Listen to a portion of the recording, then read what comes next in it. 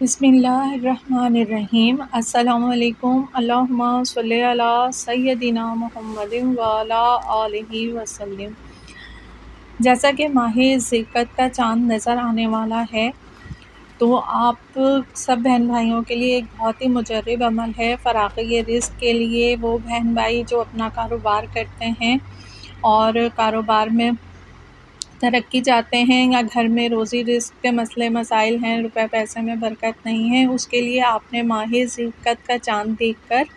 اس عمل کو لازمی کر لینا ہے۔ جو شخص اپنے رزق میں برکت چاہتا ہے تو اسے چاہیے کہ وہ اس مجرب عمل کو لازمی کرے۔ تو آپ نے کرنا کچھ اس طریقے سے ہوگا کہ جب ماہ ذوالقعدہ کا چاند نظر آ جائے،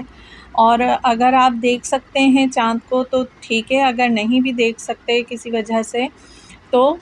جب آپ کو خبر مل جائے کہ ماہ ذوالقعدہ کا چاند نظر آ گیا ہے تو آپ نے اول و آخر درود پاک پڑھ کر 3 مرتبہ سورہ فاتحہ کو پڑھنا ہے، اور پھر ایک تسبیح آپ نے اول و آخر درود پاک کے ساتھ ہی یا واسعو، اے وسعت دینے والے،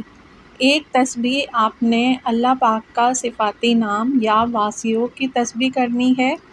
اور پھر اس کے بعد آپ نے، اگر آپ کے پاس اسی وقت ٹائم ہے اور اگر مغرب کی نماز کا ٹائم نہیں ہو گیا ہے، آپ نے نماز پڑھنی ہے، تو پھر آپ اس سورہ مبارکہ کو نماز مغرب کے بعد پڑھ لیجئے گا۔ لیکن اگر اس وقت آپ کے پاس ٹائم ہے تو آپ نے سورہ نساء کو آپ نے جب نماز سے پہلے یا نماز کے بعد مغرب کا چاند کا جب آپ کو معلوم ہو جائے تو اس عمل کے بعد آپ نے سورہ نساء کو پڑھ لینا ہے،